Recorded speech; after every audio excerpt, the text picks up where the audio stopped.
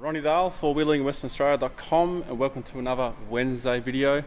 This time we're not pulling out teeth and we're not going to do something silly like towing trailers or anything like that. We are doing some changes to the Land Cruiser. Now there are a lot of changes coming up. The first change we're going to do is we're going to move my dual ARB, or twin ARB compressor into the cab. Now I've had this one here for a long time, probably shouldn't be outside, but there's also another reason why I'm going to move it. Now where's it actually going to go first? It's going to go under the seat. Now what I have under my seat already is a fire extinguisher.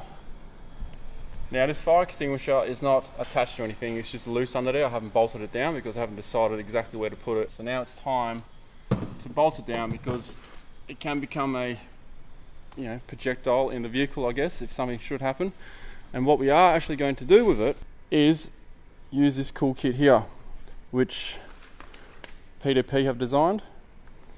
So this holds the compressor, holds the fire extinguisher. So these are the instructions here, and that's what it's supposed to look like underneath the seat. So everything's sort of tucked away. I believe the fire extinguisher will hang out the side of the vehicle, or the side of the seat, so you can actually get to it easy, but time will tell. Before we look into how this is all going to work, you'll notice that I've actually pulled the drawers out. These drawers, which I just got put in. Well, I pulled them out because I transport the dog in the back now, take it to the beach, take it to the bush, and we're going to start taking it camping with us. But I'm actually going to sell these drawers. More on that in another video.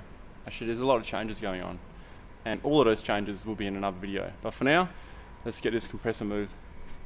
It's going to be 38 degrees today. So I've handed you these instructions as to how to install it. And it looks easier than an IKEA catalogue, and they have told me it's pretty easy, and it is pretty easy. I don't have to do anything here. How's it going there, Trav? Yeah, good. Stuff and warm. Getting through all the stuff under your seat. You know when you start vacuuming your car, you've got to vacuum the whole lot, right? And the problem is my vacuum cleaner's full. And I've already done one seat. Yeah, right. What's happening? I'm going to have to remove that cup tray here. Oh yeah, we need a cup tray. That's the latest addition to the Land Cruiser. You have to use a spanner to do that front bolt, did you? Yeah. This one here. Yeah, it's a pain to get to. Yeah. It's a real pain. And here's my new interior light. That's actually really good. Yeah, it's not bad. Makes a big difference. Did he film that and say I'm getting rid of my IP rated? Oh, my IP25. Yeah, That's how I had my wiring before, with the switch. It was temporary. Okay, I was going to put a canvas bag around the bracket I had. You're saying that. That's the old bracket here. So the top hat there, the idea of that was to stiffen up the canvas and come over, but as you can see, should have done it earlier. That's it. Is that like a plumber sealant? Or? Yeah, it's a gas pipe sealer. So it actually sets. Alright, so I need a, we reckon that is 16 to twist this with. Oh, it's a bit of a oddball. Obviously it is quite a large spanner, but just be gentle with it. Yeah, so you wouldn't actually put it all the way in there. No, it is a tapered. Oh, it's a tapered. Yeah, so.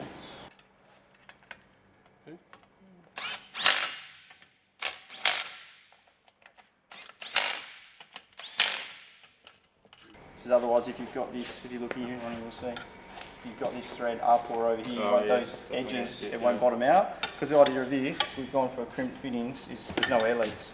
So if you leave this switch on, the only thing you're going to hear is the fan. No, it's the fan's running. Once it's a sealed unit. That's why we've gone for a hydraulically. So you don't have a small leak. No small leaks. That's why I put sealers on. Yeah. These hoses are hydraulic grade hoses. So that's where the compressor is going to sit. The chair's obviously out. It's over here.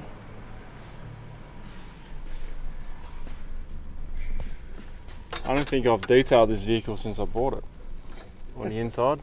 Just because every time I look at doing it, I'm going away again. Alright, all the wiring's done now. It's all in place. So this bracket will sit here. Mount for the seat. 1, 2, 3, 4, and that's what holds all this in.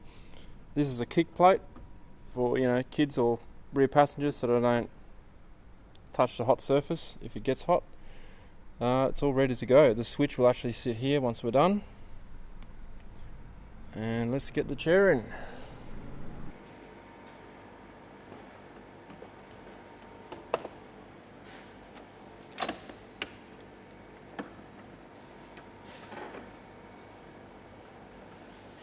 So here we are, it's all installed now. Got the fire extinguisher in, got the switch right here.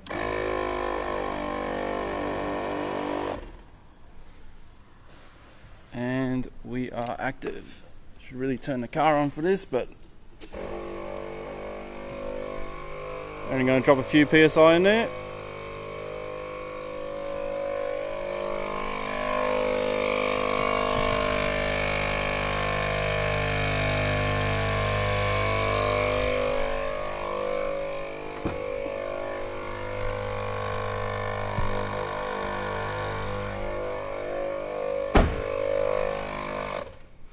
So I can still actually shut this door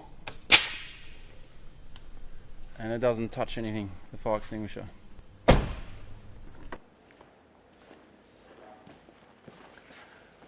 Bit of a shout out to Deadman Off-Road. They just sent me this piece of recovery gear here with a pamphlet on how to use it.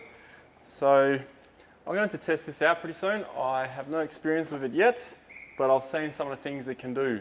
So basically this can act as a tree trunk sort of holder. You can bury it in the sand and do like a recovery.